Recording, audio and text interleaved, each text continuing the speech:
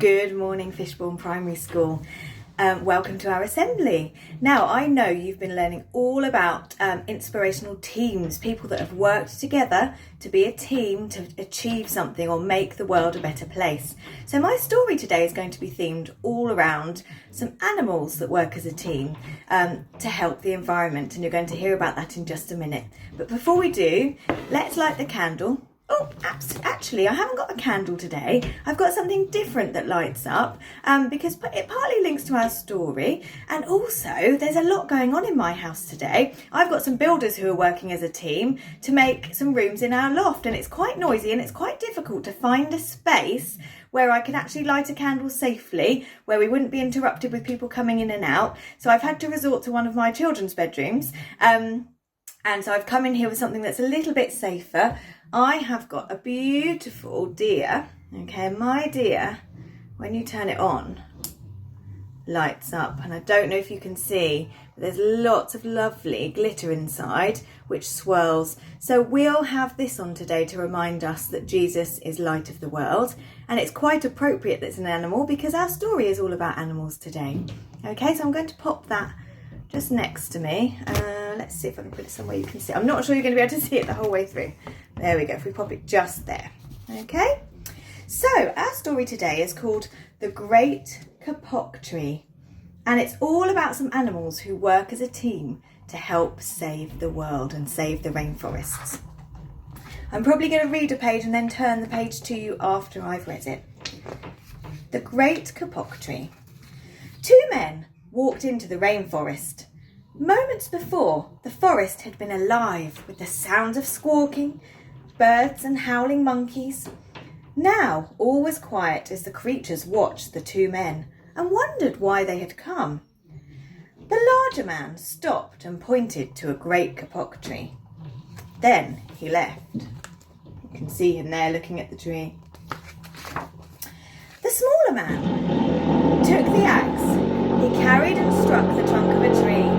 Whack, whack, whack. The sound of the blows rang through the forest.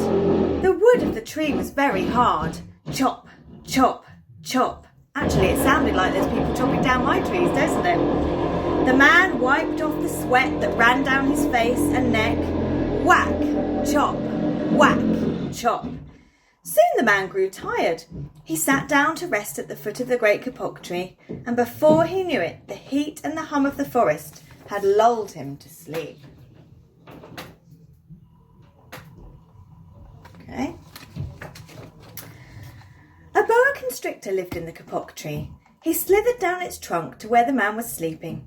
He looked at the gash the axe had made in the tree.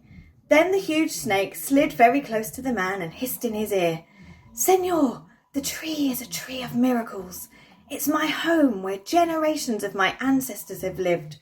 Do not chop it down." And there you can see the snake whispering in his ear.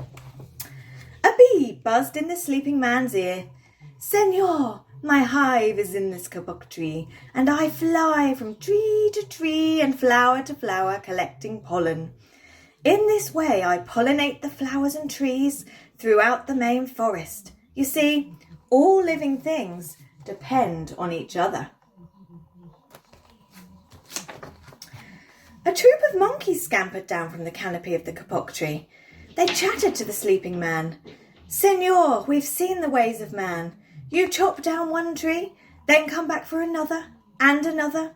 The roots of these great trees will wither and die, and there'll be nothing left to hold the earth in place. When the heavy rains come, the soil will be washed away and the forest will become a desert." There they are whispering in his ear. A toucan, a macaw and a cock of the rock, flew down the canopy.